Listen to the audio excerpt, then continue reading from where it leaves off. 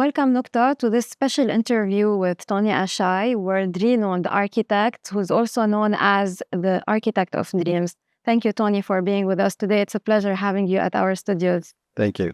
Tony, we can't but ask you about your journey. So let's start with getting to know a little bit more about yourself and what were the major challenges and turning points that shaped your career today.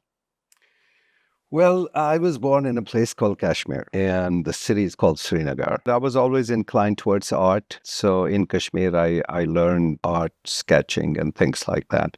And from there, I went to an architecture college in Chandigarh, India. And this college was in a city that was very modern. It was designed by a French architect, Le Corbusier. So I learned a lot of modern architecture there. And then I ended up doing masters in State University of New York. It was just sheer luck. Never planned it that way. And then ended up staying there and working and making my life in America. I opened my office in LA, Los Angeles. I didn't have any clients. I didn't have any work. I was really struggling. And I decided from the beginning, I said, if I have to work, I'll work in Beverly Hills, because in my mind, in my 20s, I thought, well, that's where people have money. So we should be there. All of a sudden, I was the most sought after architect for homes in that whole Hollywood, Beverly Hills area. And it reached a point where I said, if I don't stop it, I'll be stuck with designing homes for the rest of my life. And I didn't want to do that.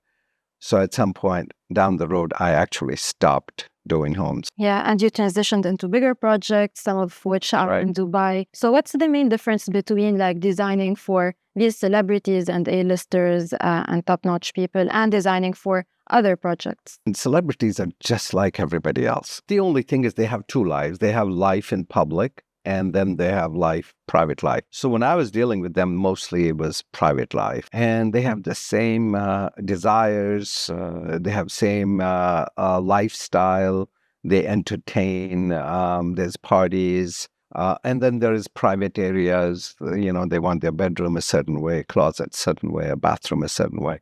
It's no different. Fights between husband and wife. Yeah. I want pink, I want brown. So, those things are exactly the same. However, when you do celebrity home versus a non-celebrity home, celebrities are very conscious of public and private space. So when they invite people to their home, they want a certain area which is private where nobody can go. Whereas normal people, they don't have that private public life.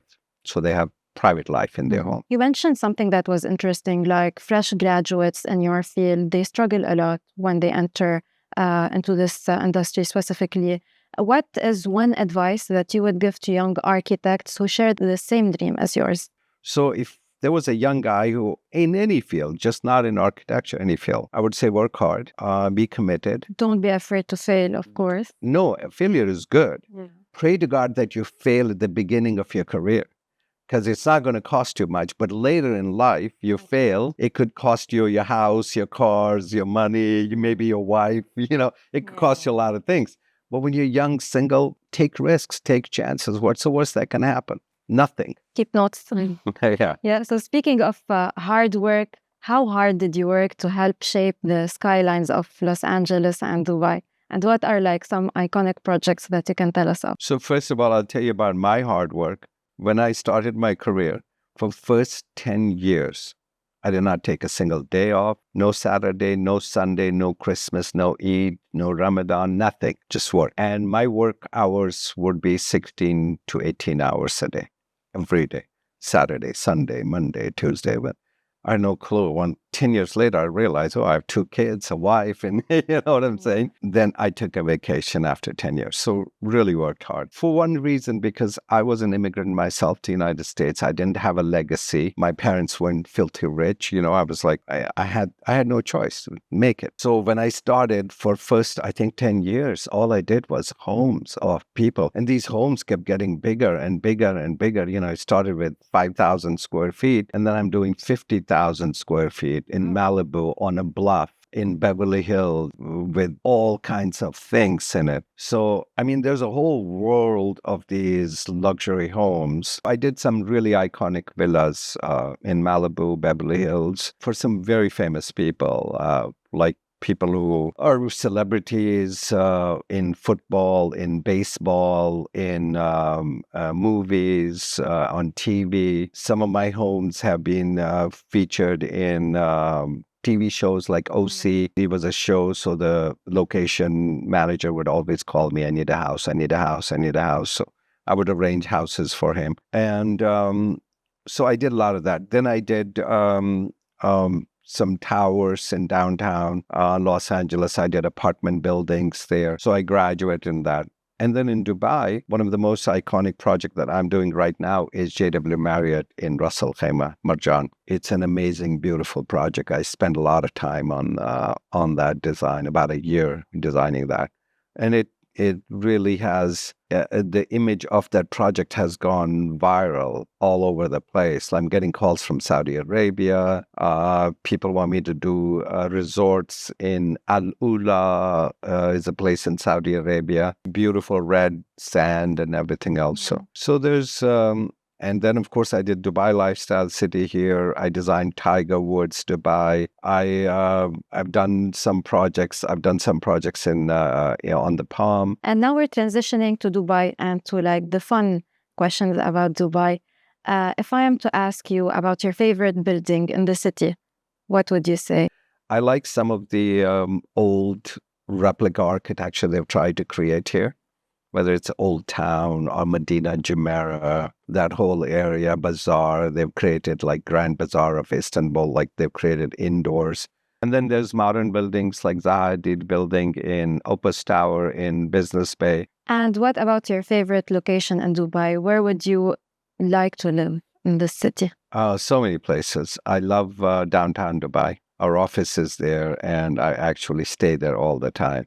In a nice weather, I like to go on a walk out there. There's a lot of activity. I've always been an urban guy. I love Paris. I love London. I love New York City. I love LA. If we are to ask you to like describe Dubai and to describe actually the architecture of Dubai to someone who hasn't been to the city before, how would you describe it? I'm telling you, Dubai is a breath of fresh air to me. It's the only city in the world right now which is coming up at the speed that it's coming up in a very organized, master planned communities. I mean, before Dubai was Singapore, Singapore was built on the same thing.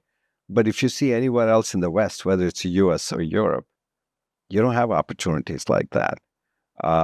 For multiple reasons. I mean, because in America, if you want to build a city like this, it'll take you 20 years to get approvals. Tony, they call you the architect of dreams for a reason. How was this title coined? Tell us a little bit about the story.